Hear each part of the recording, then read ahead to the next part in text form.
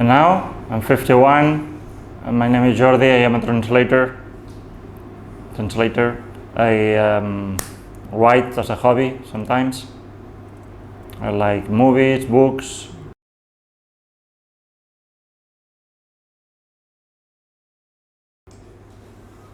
Okay, Jordi, why not give up? Good question. First of all, let me introduce myself. My name is Jordi.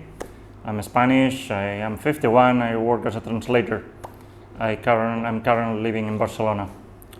Why not give up? Very good question. The times we live in, unfortunately for everybody, are very hard and very bleak. You can sense that people are filled with despair, and I think that climate change and global warming is a big source of despair for everybody. And in that respect, I think we can do very little other than recycling and changing our consumer habits, but it's hard. But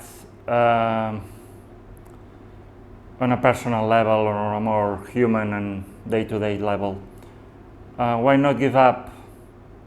I always say I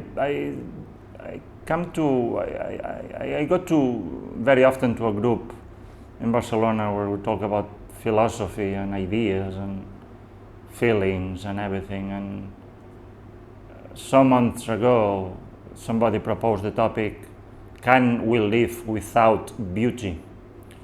And somebody said, yes, we can, because we are surrounded by so much ugliness. And I said, I disagree.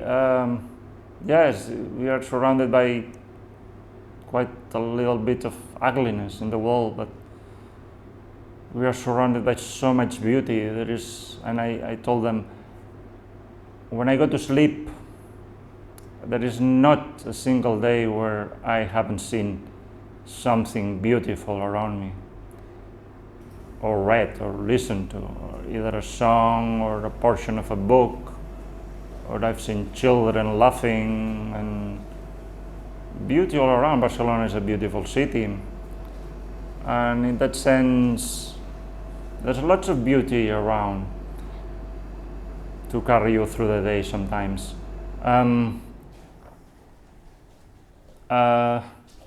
It's true that people are feeling very lonely these days. We need human connection, but at the same time we are just so enclosed in our homes, and it's a paradox. But I think that why not give up? Why not give up? I think that one of the main things to bear in mind is that we are not, as individuals, we won't be able to change the world. But what we can do is to change our lives, our personal lives. In what way?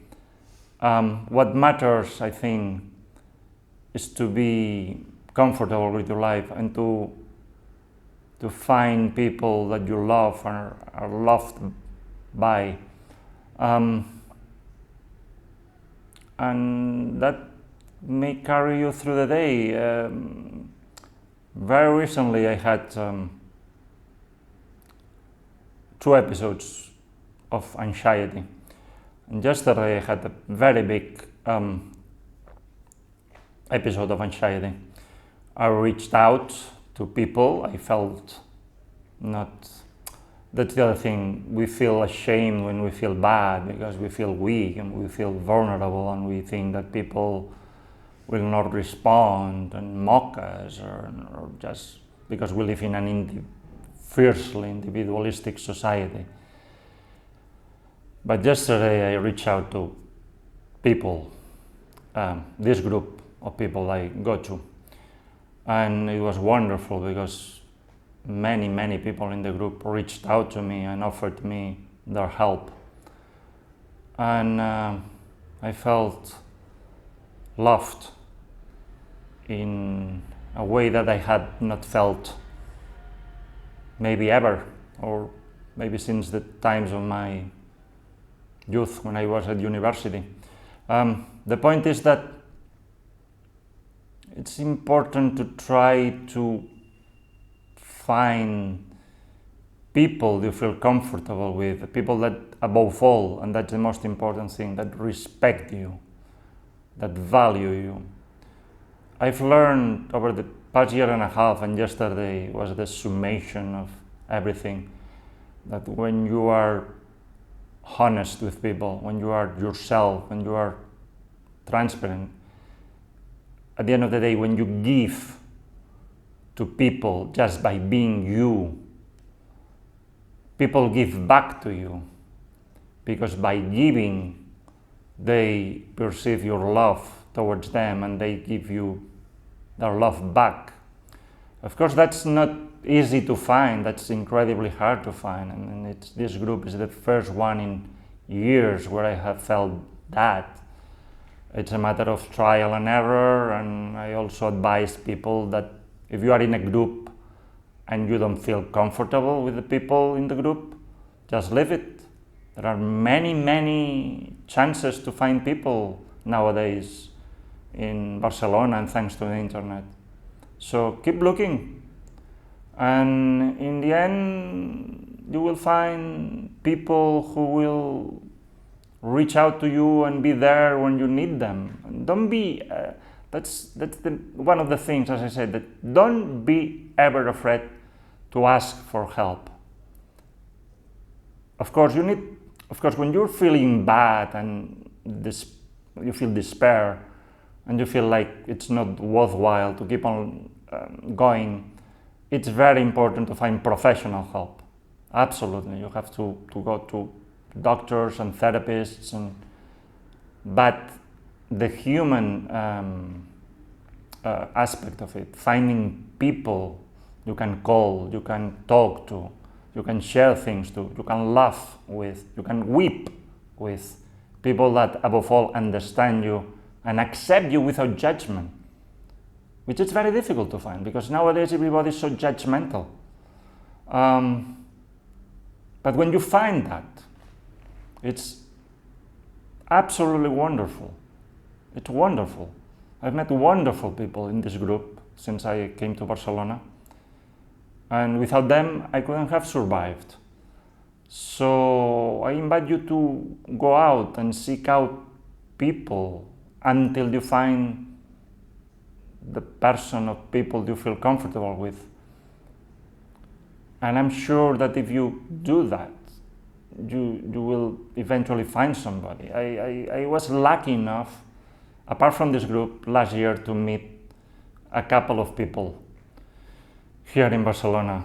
And thanks God, one of them is a wonderful guy who shares the same sense of humor I have and everything. So he listens to me and without judgment. And that's wonderful. It's difficult to find. It's just a matter of luck sometimes, but it's wonderful. It's wonderful, and the other thing, another very important thing is that it's you should look for things that make you happy, that are not people. By that I mean finding a hobby or something that you enjoy doing. In my case, is reading books and watching films and reading comic books, superhero comic books, which may sound silly, but superhero comic books have played an important part in my life, and I've read wonderful and very moving things of all things in superhero comic books. So my point is that you can find beauty and meaning in the most disregarded or despised works of art as superhero comic books. Also, of course, on books. Without books, I wouldn't be the person I am. But every person is different.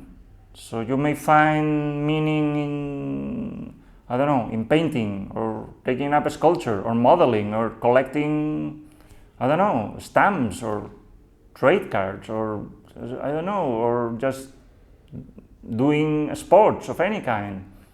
And when I say any kind, even chess, which is, it doesn't look like it's a sport, but it's an intellectual sport. So, in essence, doing something that makes you funny, that makes you happy, sorry.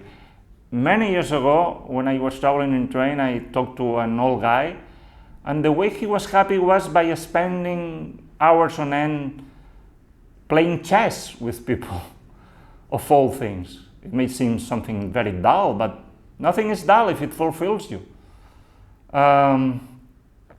So, I don't know what else to say.